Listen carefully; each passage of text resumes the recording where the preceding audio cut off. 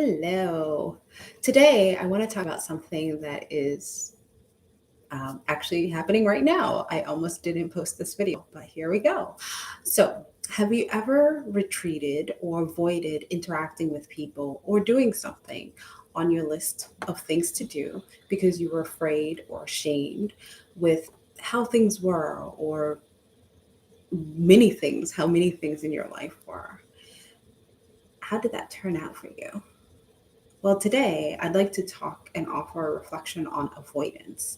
It's a defensive, protective habit that I believe snatches our energy, stunts our growth, and really strangles our personal power. A few years back, I signed up for a programming course, and in the process, I was assigned a mentor with whom I would meet every single week. I was really determined to upskill and be successful in the program. So, to start our mentor mentee relationship, I wrote an introduction, letting him know where I thought I would need support. And I was really candid because I was mindful of a pattern that I knew didn't support my aspirations and had frustrated my growth in the past. I told him to watch out for what I called my turtle reflex. Turtle reflex is a tendency that arises when I feel insecure, ashamed, guilty, or disappointed with myself, which results in me withdrawing within myself. I avoid contact, not because I don't care, but in fact, because I care and it hurts to feel like I'm failing.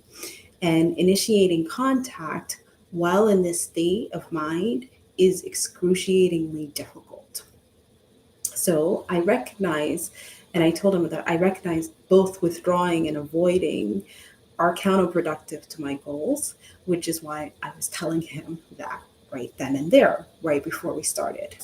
And and I told him, I asked him for support. I said, if you sense this happening, please reach out to keep the lines of communication open. The conversation can be light. We can focus on identifying one or two next steps, and we can schedule a follow up. And if at the follow up I'm still guarded, just give me one next step.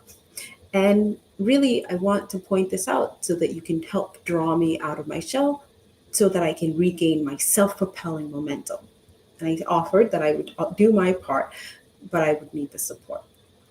Now, sometimes we feel so insecure in our abilities and unable to focus our intention that we retreat, withdraw, and do everything in our power to avoid tackling the thing.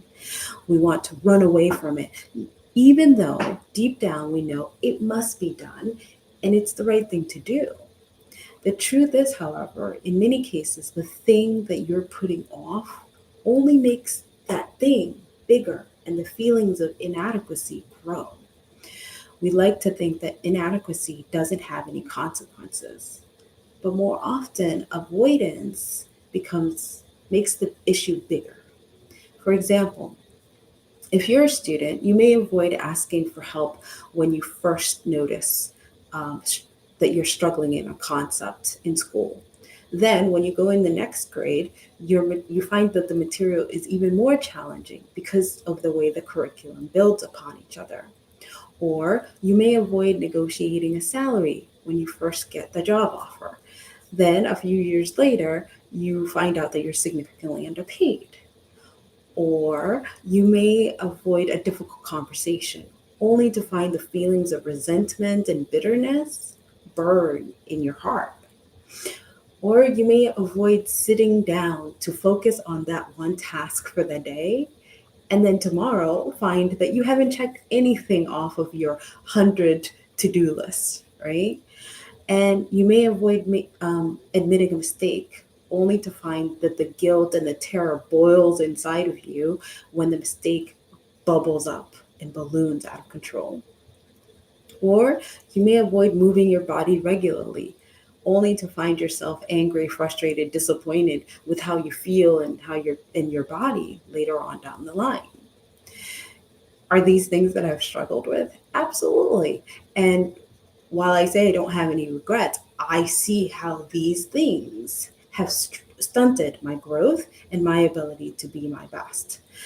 Whatever the situation, whatever the situation, indefinite, non-strategic avoidance that comes from a feeling of insecurity and inadequacy makes a small mess much bigger.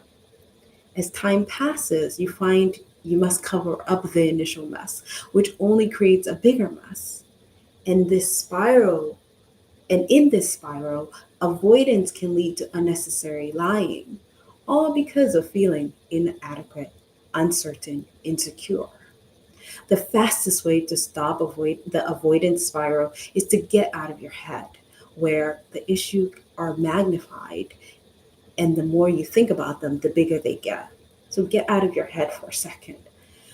I believe that these feelings of, guilt, shame, inadequacy are signals that you are and can do better, right? So in many ways, they're good. They're good signals. They're there to guide you to be better and do better.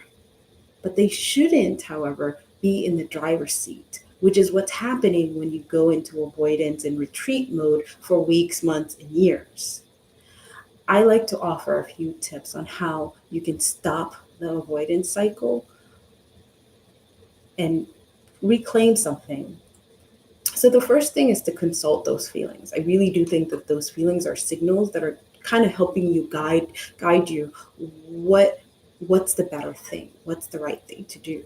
So consult the feelings and understand what isn't sitting right, and ask yourself, what can I do to make this better? Then go talk to somebody who can help you identify one or two steps for moving forward. Talking with someone can stop the ballooning immediately. You could simply just say, I'm feeling really terribly sorry about this thing that happened, and I want to find a way to improve or make it better. Can you help me think of ways to make it right? So the next time that you feel your turtle reflex kicking in, I invite you to push against that tendency and compulsion to hide and reach out to somebody that will be honest, that you can be honest with in talking about what's eating you. And if you notice yourself going into avoidance mode, ask a friend or someone that you engage with regularly to hold you accountable and to help you come out of your shell if they notice you going silent. And when they call, pick up the call. Avoidance has its place. I'm not saying that you go into everything. Avoidance has its place, especially when you need to navigate around toxic or unproductive situations. It has its place, but it's not a way to live life, because life requires us to engage and be intentional and to be present. So, how has avoidance gotten in the way of you being your best?